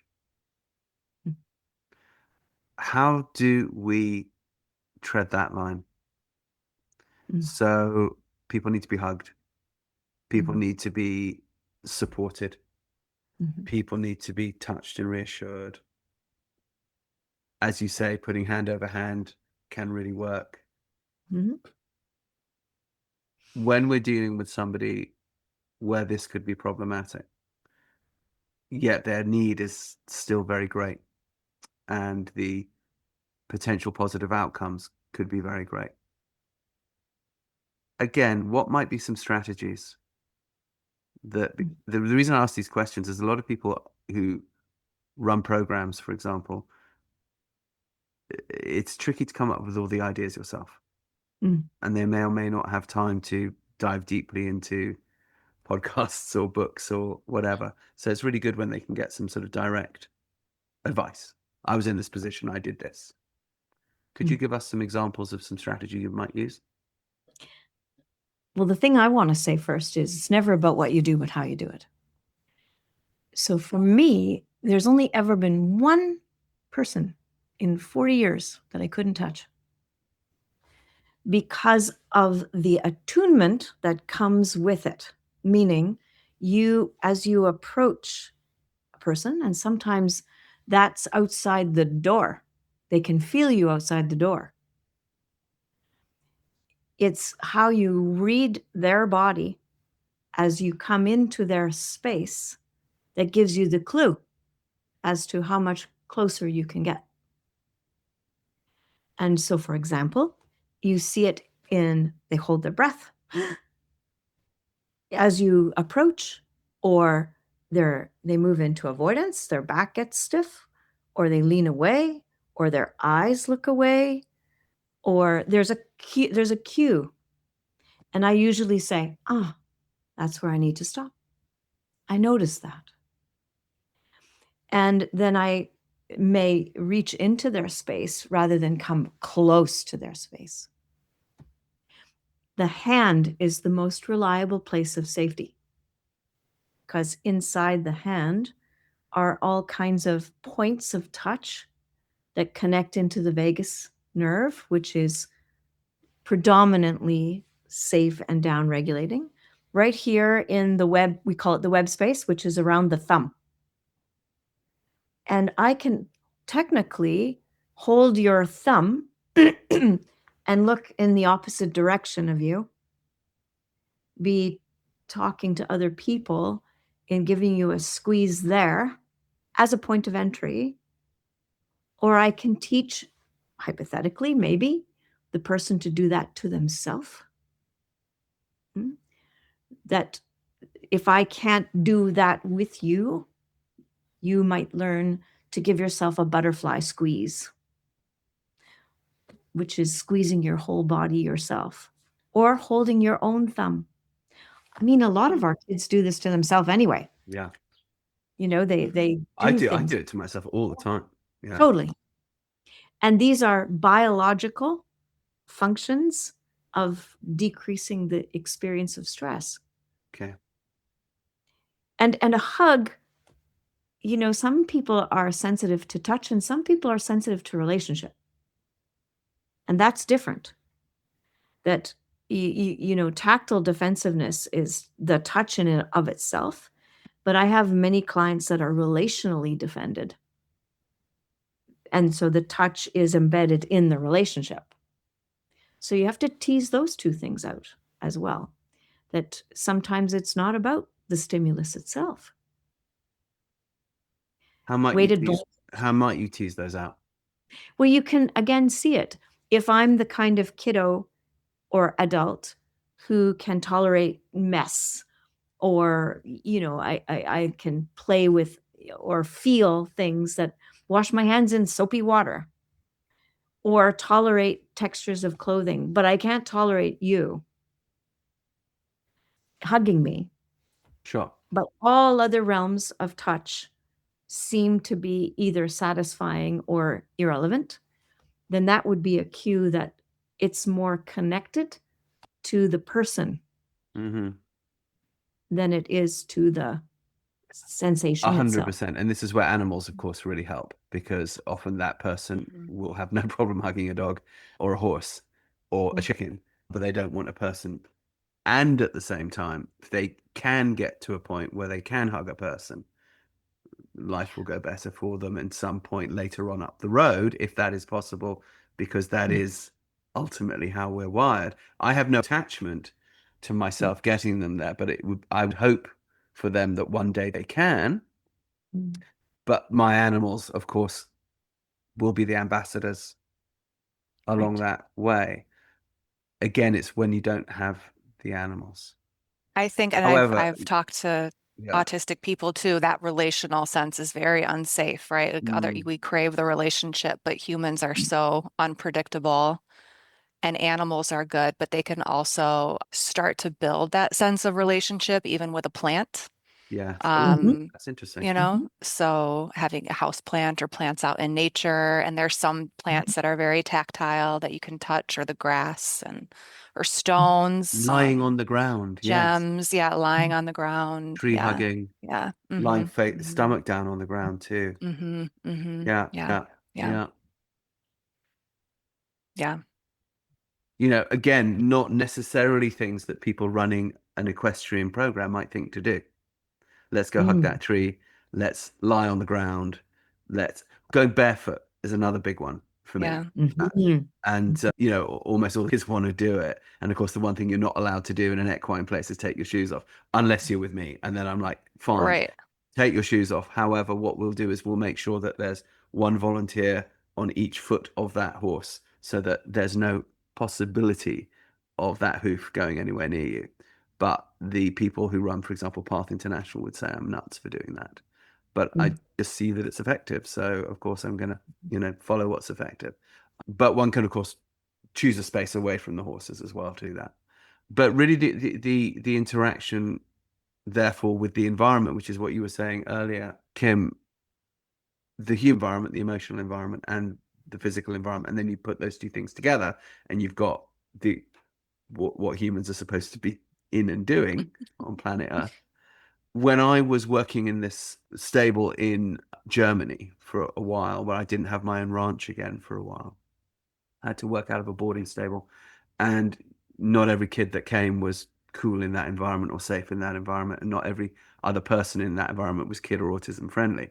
And so there were some kids I could like rework with right there, and others I couldn't. And I was like, oh my gosh, now what am I going to do? I thought, I just got to be flexible in my environments. So I would say to certain families, don't meet me at the stable. Meet me at this car park in the forest that is 15 minutes from the stable. I will be there on horse. I would go gallopy across the fields to get there. It's quite fun because I quite like doing that. And then I'd meet them and we'd do a whole play date there in the woods, where I could again control the environment. And then I had like all this amazing stuff. Or I'd meet them at a playground in the village, and where there's $2 million worth of play equipment that I don't have to buy or invest in or fundraise to get. And we could do it there. And then we're guaranteed to run into some other kids as well. So there's going to be some interaction, but we could also withdraw. And my horse is there. So my horse is an ambassador between those kids and that kid, because suddenly this kid is the cool kid because he showed up on a horse. That's kind of interesting, even though he's wearing a diaper and he's 12. And suddenly those other kids are getting something relational as well. This type of flexibility. And I often found that the best synchronicities happened when I made those changes, that really remarkable things would happen. Almost miraculous things would happen. Like you'd see a type of animal you hadn't seen in years would like show itself and present itself in some magical moment. Like that's when I'd always see the male wild boar that you never see. They're like so big and heraldic, and they'd like walk out when I was with those kids. Really interesting. And then I started realizing if I foraged with those kids, with the horses in those things, then suddenly the forest would get more abundant. Like mushroom season, we'd go out and I'd have the kid on tops as the spotter, and then I'd have a couple of people and they'd spot mushrooms, and we'd just go to see were they edible or not. We'd get like way more when we had it was like the forest pushed out the good mushrooms for us when I had the kid, but when I went in by myself, I didn't find them. It's really interesting, this mix between the rational and the irrational. And you're talking about the vestibular system, dance, shamanism, moving from one state to another. I was thinking about moving across the midline. That's 3-dimensional movement. Then, of course, you're moving to other dimensions. Have you guys found these magical synchronicities? And if so, can you give us a couple of examples, please? Who wants to kick off? Oh, it's hard because there are so many. I don't know if I can pick one. What's a recent one? What's one that just springs to mind? Maybe I'm going to let you go first, Leana. Okay. All right. I have one. I take my folks out walking in nature all the time, and it just blows my mind how nature just shows up with just the thing, right? And I was walking. I had another man with schizophrenia, very disconnected from reality. So I had found really the only reality-based conversations we had were walking in nature, where he'd talk about we'd look at, how spring was coming along or look at the clouds. And so we just did this all the time because otherwise he was in another world or just staring into space. And I was really the only person that could have a connection with him. And one day we were walking and these little butterflies came and they just swirled around us. There were like 2 or 3 of them, and they just like from both of us, from our feet, like all the way up around kind of our hearts. And for just a few minutes, they were just swirling. And it was just, I don't know. He just kind of stood and watched them, and I stood and watched them. And we just, just had a moment. But it was really, really beautiful. Wow. I think for me, one example that comes to mind, because I don't always get to be in nature like both of you are describing. Lots of times I'm working with people who are unhoused, living in the street. And I had a recent example where I was working in our Vancouver downtown Eastside, which is a very large homeless population.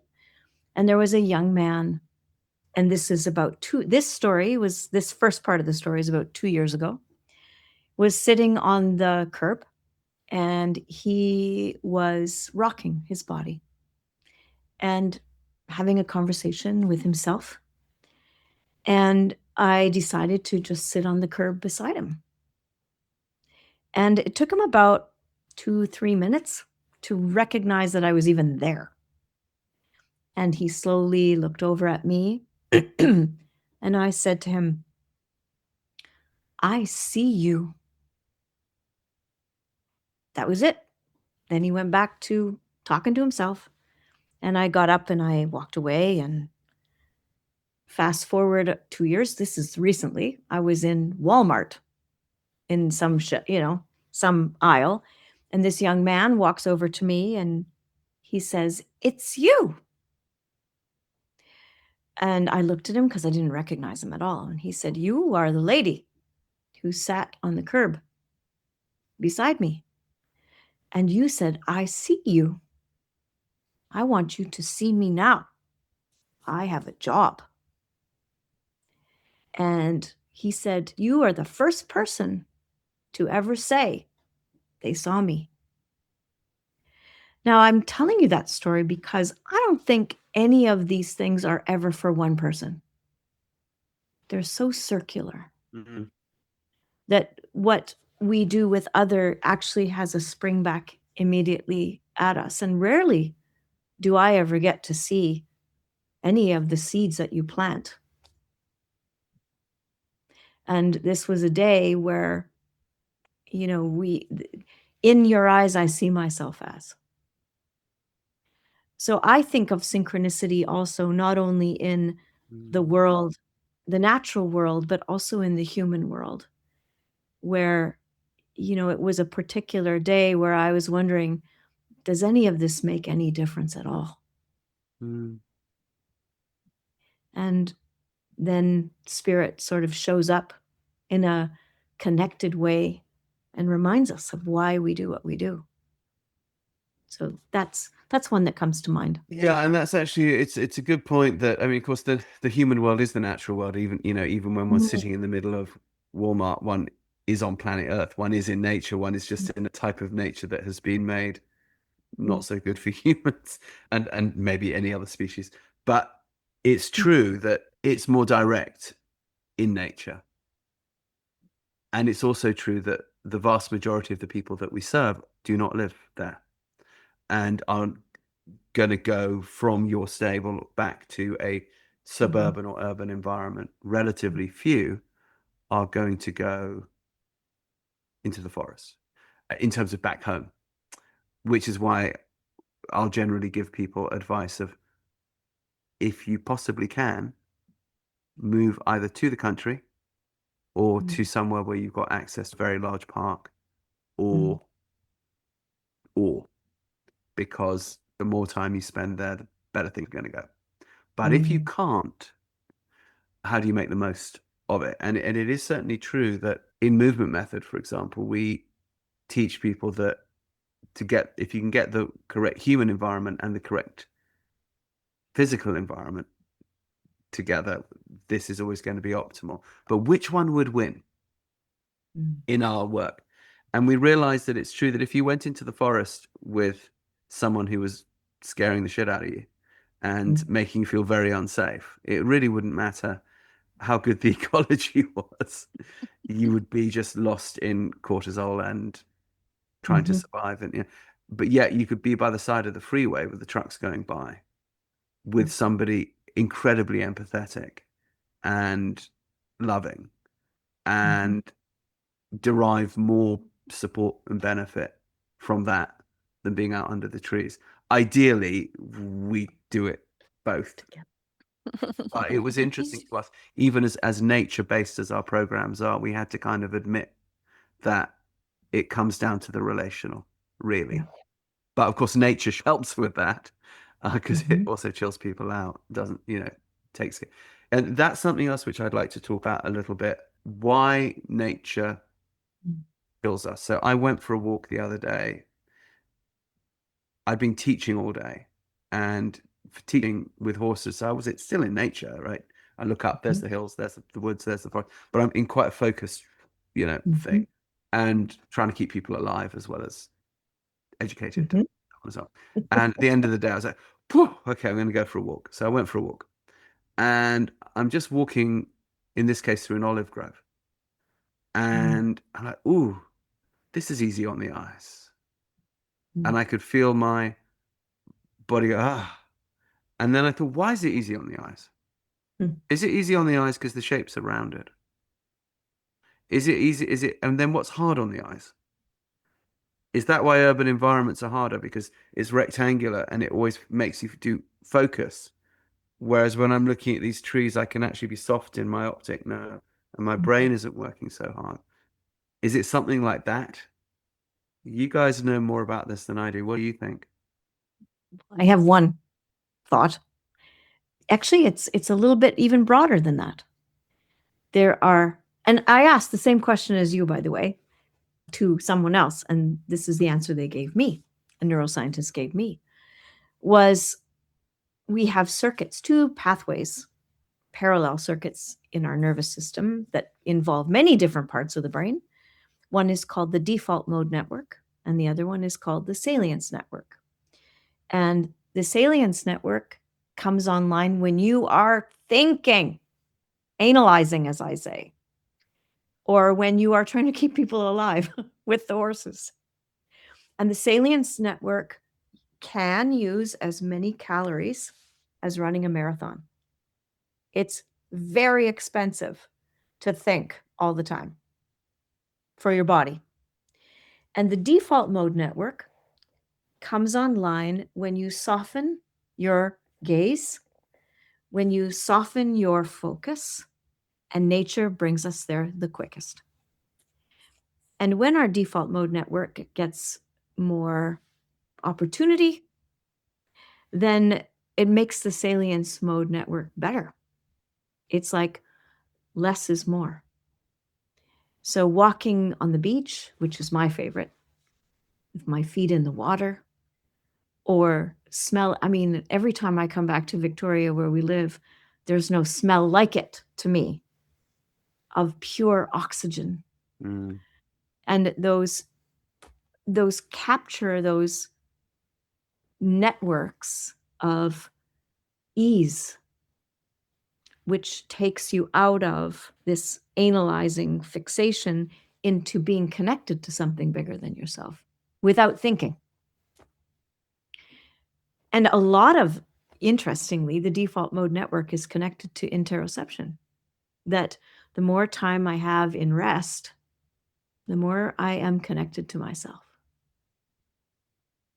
Does this mean, something I've observed again with hunter-gatherers, is that the base state of humanity seems to be when people are living in the optimal natural setting in that way, including the tribal setting,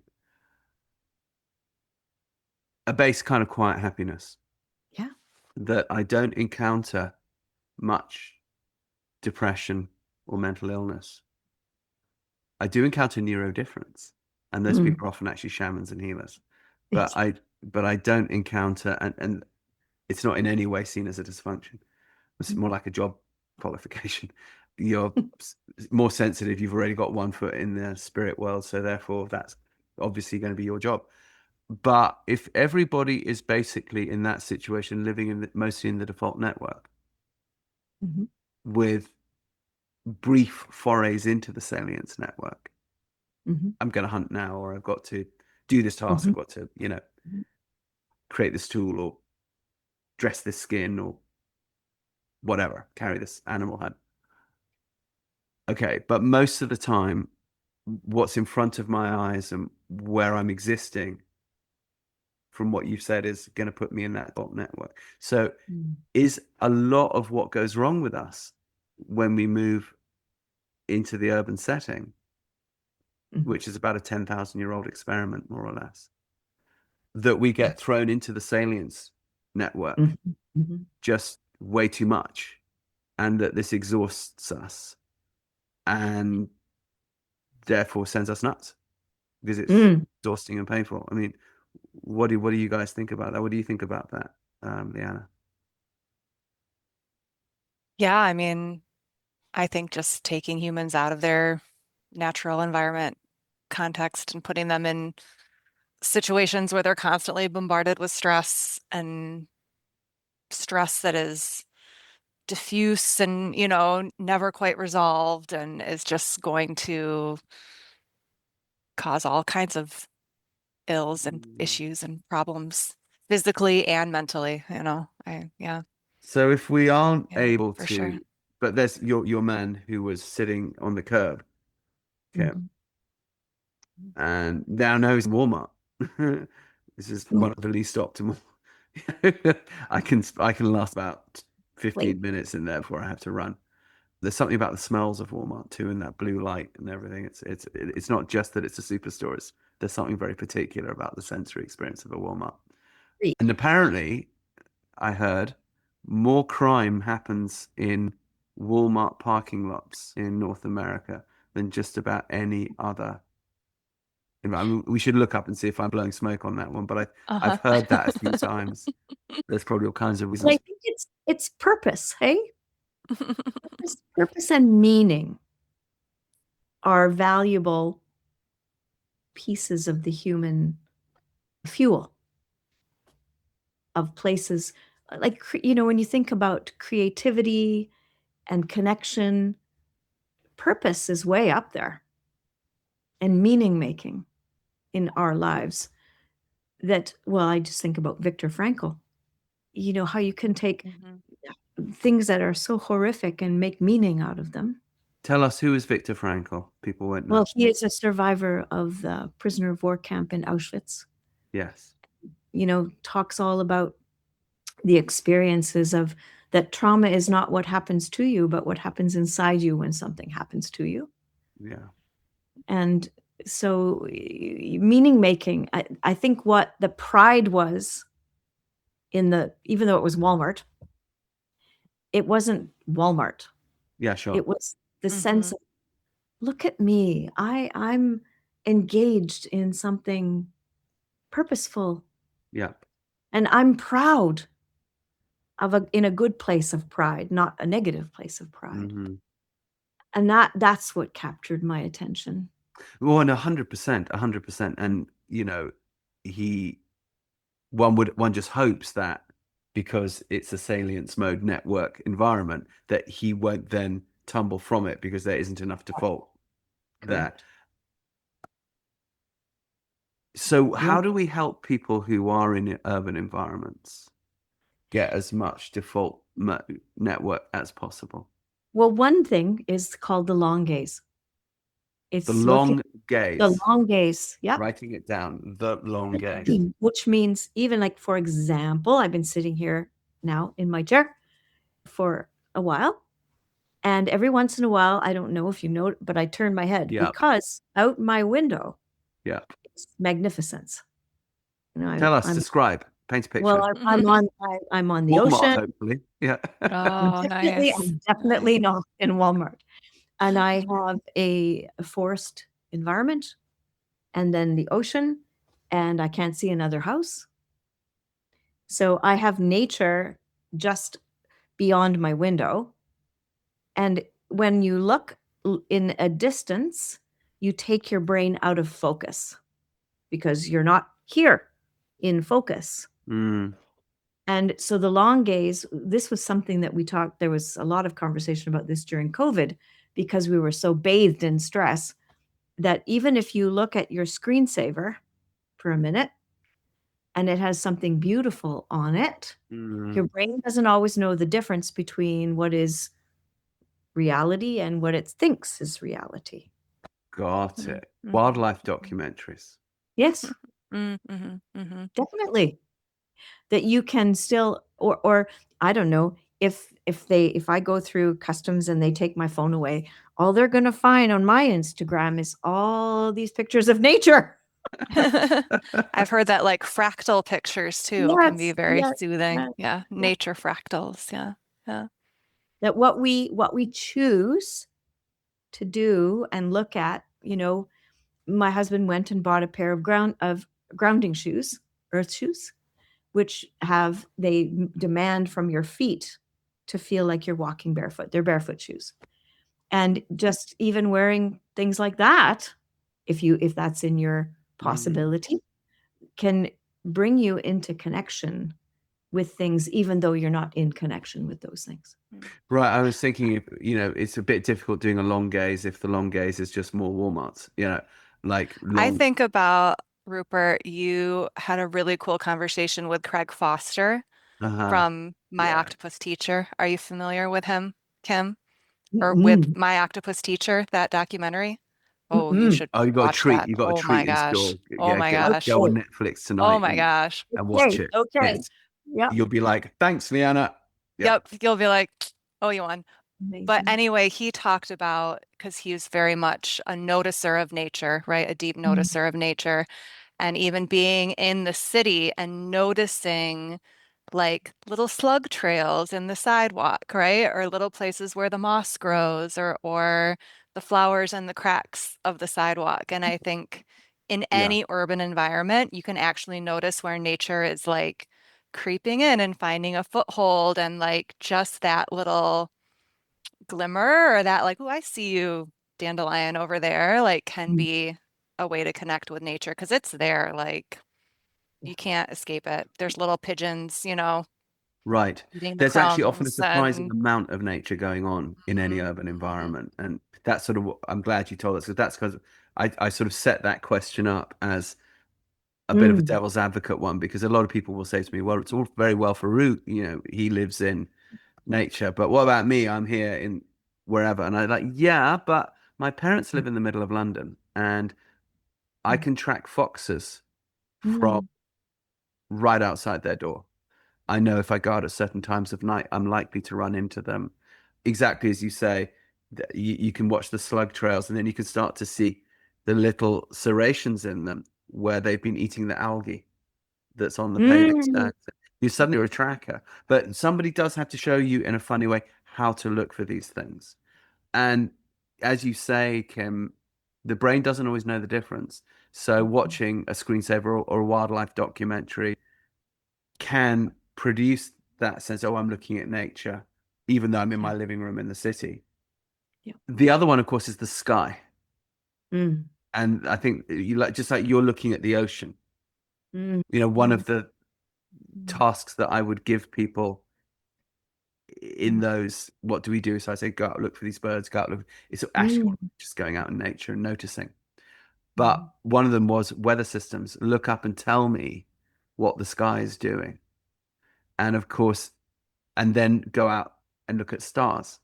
Even with light pollution, there'll be some. Tell me what they're doing. And sometimes someone needs to give one a bit of a kickstart if one's not in the habit of sort of exercising the muscle of, I guess, the long gaze or noticing nature. And one might be sort of totally tuning it out because one is just so very much in that focus gaze because the focus gaze is internal as well, right? It's effortful thinking. I must do this. I must do this. I must do this. I must make this money. So thanks for bringing up that the brain doesn't always know the difference, because if one lets people know that they could start with a screensaver and then move to looking at what birds are at, or the dandelion, and then move to the sky, then you can actually, I guess, help someone that's in a really non-optimal environment. I know that you are going to need to go soon, Kim, and we've been talking a long time. Are there any parting thoughts that you feel it would be really good to just leave people with this conversation? What would they be? That the brain can change until you stop breathing. The brain can change until you stop breathing. Yep. Yeah. And there is always the potential for healing, that it is never a lost opportunity. It's never too late. Beautiful. Yeah, I love that. Even 10 years ago, when I was first starting to work in mental health, I don't think I thought you're fixed, right, in adulthood. So it's been a really beautiful thing to learn that that's not true. Yeah. It used to be the norm that everyone thought, well, you just are who you are. But luckily not. I was going to say, thank goodness not. Yes. There are some places I've been which I'm glad I'm not in anymore. Thank you guys both so much for this. I think this has been really, really, really helpful and useful for all of us practitioners. Just quickly before you go, the plugs, where can people find you, your books, your courses, people needing to reach out for mentorship? You want to go first, Kim? Sure. So my website is kimbarthel.ca. Just my name and CA for Canada. And Barthel, Kim Barthel. You got it. You got it. And then there you can find everything in other ways to connect. And I wrote a book with a former hockey player, because Canada hockey is a pretty big deal, on healing from sexual trauma and addiction. So it's called Conversations with a Rattlesnake. Conversations with a Rattlesnake. Yes. Kim Barthel. And you teach courses. How do they can find out about all that online? Right on the website. Right. Yep. And you go around the world doing this all the time. I know you've just come back from 8,000 countries in 8,000 months. Do you do online? You help people out online too? Can people? Yes, we have a large number of online webinars that people, and one of them is lovingly called Autism Matters. Wonderful. Okay. Yeah. So check it Very out, good. people. Mm. Leana, how do they find you? I do a little consulting on the side, so you can contact me on my website, constellationsconsulting.org. I'm also on Facebook, findable on Facebook and Instagram. So Leana Tank, as in the yeah, tank. Yes. with a tank. Yep, just Yeah. Brilliant. tank. Well, my friends, thank you so much. I hope we can do this again. I think we scratched some surfaces that we could go deeper into. So Loved it. Thank Thank you. you both of It was you. wonderful. Thanks very so grateful, guys. Full Thank you. heart. Thanks. Bye-bye. Bye. Bye-bye. I hope you enjoyed today's conversation as much as I did. If you like what we're doing here, please do like, subscribe, tell a friend. It so helps us to get this valuable work done and the message of equine-assisted stuff out there. And if you're interested in more conversations, you might want to check out our Live Free, Ride Free podcast. And if you'd like to support the podcasts, please go to rupertisaacson.com and click on the Patreon link. If you're a professional in the equine-assisted field or are considering a career in the equine-assisted field, you might want to check out our 3 certification programs: Horseboy Method, Movement Method, and Taquine Equine Integration.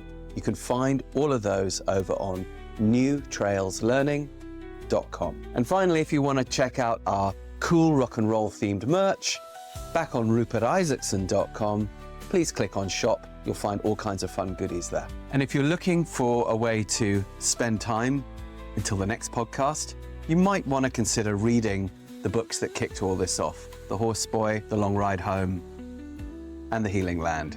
So see you next time on Equine Assisted World. Join us for the adventure.